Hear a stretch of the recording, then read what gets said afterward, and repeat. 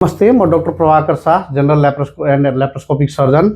आज हामीले एकजना हाम्रो बिरामी बुवासँग केही कुराकानीहरू उहाँहरूको उपचार अनुभव यहाँ सेयर गर्न गइरहेका छौँ। बुवा नमस्कार। हजुरलाई नमस्कार। हजुर आफ्नो सानो परिचय गर्न दिनु पर्यो बुवा।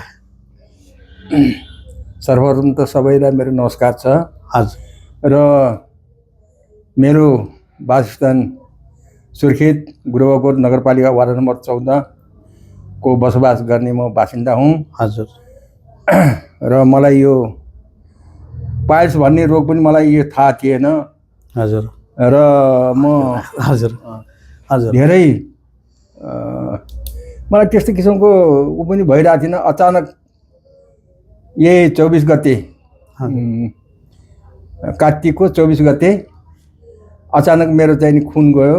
हजुर। खुन गइसकेपछि फेरि उता अब तिहार आइरहेको थियो 6 गते 5 गते म दिदीको हातको टिका लगाउन म गुमी गएँ।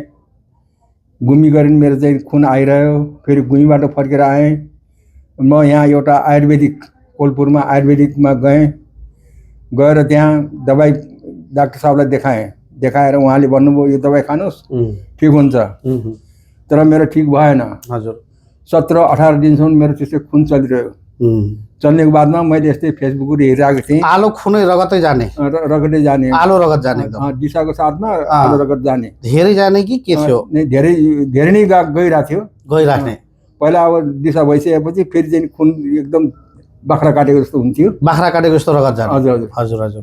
र 15-16 दिनसम्म म त्यस्तै चाहिँ त्यो दबाई खाएर गरेँ तर ठिक भएन। हजुर हजुर। नहुँदाखेरि मैले अब यो फेसबुक युट्युबहरू चलाउँथेँ। हजुर हजुर। त्यहाँनिर काठमाडौँ कीर्तिपुरबाट डाक्टर प्रभाकर शाहज्यूले यहाँ नेपालगञ्जमा आउने सर्जरीद्वारा चाहिँ के भन्छ अपरेसन गर्ने भनेर मैले त्यस्तो देखेको थिएँ।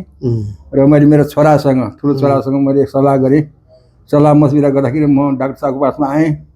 आउँदाखेरि मेरो त्यो नलीमा 3टा चाहिँ फोला जस्तो भएको रहेछ। अनि 3टा फोला जस्तो भएको रहेछ। त्यसपछि यहाँ डाक्टर साहबले चाहिँ चेक गर्नुभयो र अपरेसन गर्नुपर्छ भन्नुभयो। अपरेसन गराएँ। हजुर। गराएर अब अहिले 1 महिना चलिरहेछ। मेरो खुन पनि आएको छैन, कोही समस्या पनि मलाई भइरहेको छैन। हजुर। र अब ठिकठाकै आएको छु। आज रिचेकको लागि आएको हौँ। हजुर। डाक्टर साहबले हेर्नुभयो र धेरै राम्रो भएको छ भन्नुभयो। र सबै महानुभावहरूलाई त्यस्तो किसिमको बिमारी छ भने नलुकाउनु होला, नछुपाउनु होला। धेरै राम्रो, नलुकाउनु होला। यहाँ आएर हैन केही शरम छैन। एउटा यो चाहिँ हाम्रो गुप्त अङ्गहरू यो एउटा छुपाउने हाम्रो चलन छ, लाज मान्ने चलन छ। यो लाज नमान्नु होला। अनि बिमारीलाई नपाल्नु होला, जहीँ तहीँ नै भौतारिनु होला। जहाँ कि अब दुनियाँभरको दिन्छन् युट्युबमा त यो खाएर हुन्छ त्यो खाएर हुन्छ भन्छन्, तर चाहिँ कहीँ हुन्न। यसलाई आखिरकार जो चाहिँ के भन्छ जानकार छ, जो चाहिँ के भन्छ त्यसको लागि अनुभव गरेको छ, उसै मान्छेमा पासमा गएर तपाईँहरूले मिल्नु होला। मेरो तपाईँहरूलाई हार्दिक अनुरोध छ। जहीँ तहीँ नभड्किनु होला, पैसा धेरै खर्च नगर्नु होला। सही ठाउँमा आउनुहोस्, सही पैसा खर्च हुन्छ र सही इलाज तपाईँहरूले पाउनुहुन्छ।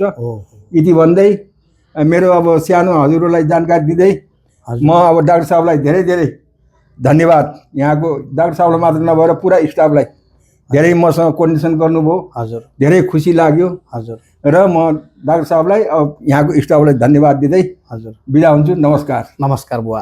सो बुवाले सबै कुरा आफ्नो शब्दमा आफै भनिसक्नुभयो। उहाँलाई र मलाई त बोल्ने हो केही शब्द नै बाँकी रहेन। किन भन्दाखेरि सबै कुरा जुन छ अवेरनेसदेखि लिएर वास्तविकतादेखि लिएर सबै कुरा उहाँले समेटेर मिठो तरिकाले होइन, उहाँ बुजुर्ग पनि हुनुहुन्छ, समाजसेवी पनि हुनुहुन्छ। सो उहाँले सबै कुरा चाहिँ नि एकमुष्ट भनिसक्नुभयो। सो सबै बुवालाई पनि धेरै धेरै धन्यवाद होइन कि हामीलाई यो उपचार गर्ने मौका दिनुभयो, सेवा गर्ने मौका दिनुभयो र राम्रो पनि भएको छ बुवालाई। नमस्कार बुवा। नमस्कार।